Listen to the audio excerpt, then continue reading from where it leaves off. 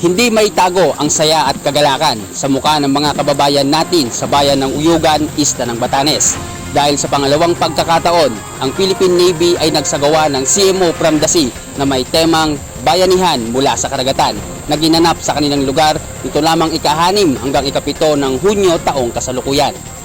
Ang nasabing aktibidad ay pinangunahan ni Acting Commander ng Naval Forces Nodo Luzon, Captain Sosimo M. Bolaños Jr., Philippine Navy General Staff Corps, Group Commander ng Civil Military Operations Group, Philippine Navy, Captain Gregory Gerald B. Pabic, Philippine Navy General Staff Corps, at Vice Mayor ng Uyugan, Batanes, Honorable Argel E. Hortiz.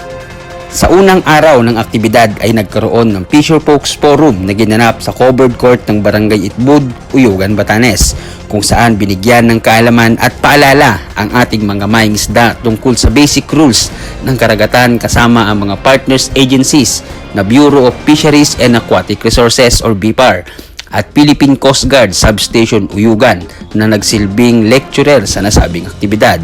Nakatanggap naman ang 180 na member ng Fisher Folks ng food packs na may lamang bigas, delata, kape, personal hygiene kit, solar lamps at water container.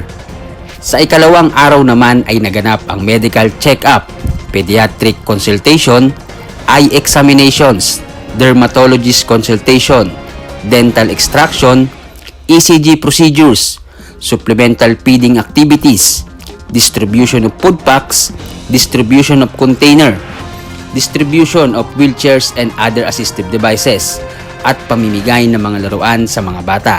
May kabuuang 750 na individual ang nakinabang sa nasabing aktibidad mula sa 4 na barangay sa Uyugan, Batanes. Naging matagumpay ang nasabing aktibidad dahil na rin sa tulong ng Philippine Navy Reservists, Philippine Navy Officers' Wives and Husband Association or PNOA para sa mga food packs at mga volunteer doctors galing sa iba't ibang pribadong ospital.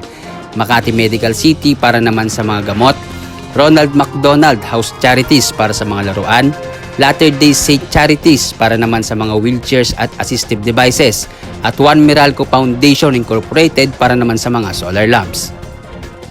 Nakatuon ang kaganapan sa collaborative health engagement at community relation upang suportahan ang operational campaign ng NOLCOM at ang civil military operations na mga hakbangin sa geographically isolated and disadvantaged areas.